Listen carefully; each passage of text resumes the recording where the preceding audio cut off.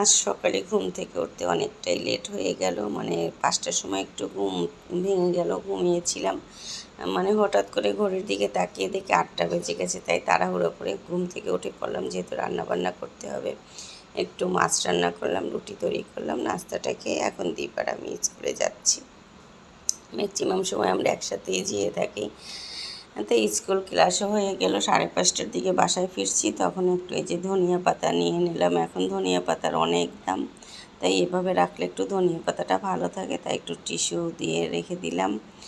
আর একটু কাঁচা বাজারও করে নিয়ে আসলাম, যে বাবুর জন্য একটু ফ্রাইড রাইস তৈরি করতে। মানে গাজর, তারপরে বরবটিটা দরকার, তবে বরবটিটা না আমাদের বেশি খাওয়া হয় না, এই জন্য অল্পই নিয়ে আসলাম।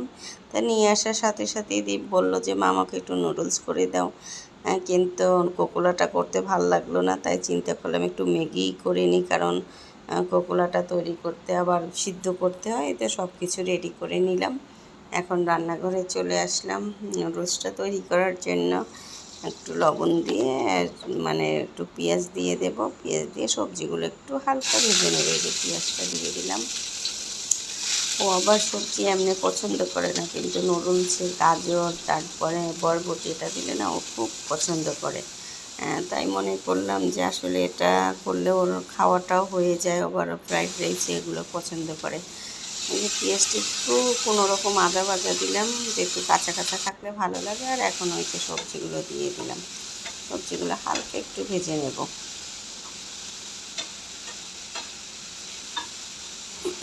তবে মানে নুডলসটা তৈরি করতে করতে অনেকটাই লেট হয়ে গেছে।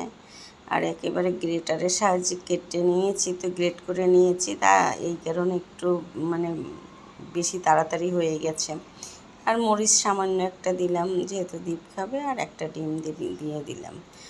কারণ এখন ওই চিকেন দিয়ে তৈরি করতে ইচ্ছে করতেছিল না, স্কুল থেকে এসে কিছুই ভাল লাগে না, কারণ অনেকটা সময় থাকতে হয়, একেবারে টায়ার্ড হয়ে গেছি।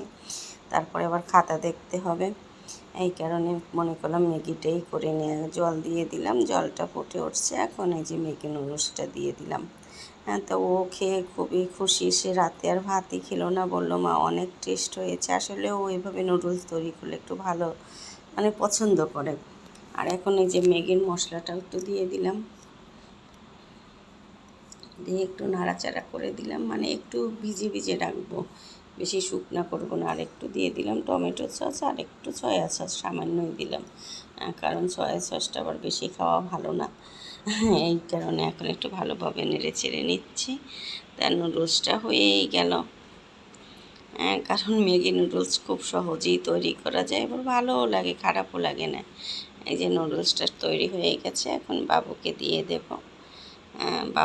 তবে বাবু পড়তে বসে গেছে, যেহেতু ও দেখলো যে আমার নুডলসটা তৈরি করতে দেরি হয়ে গেছে, তাই তো পড়তে বসলো, ওর এই নুডলসটা দিয়ে দিলাম। তাহলে আজকের ব্লগটা এখানেই শেষ করলাম। Bye bye, tata.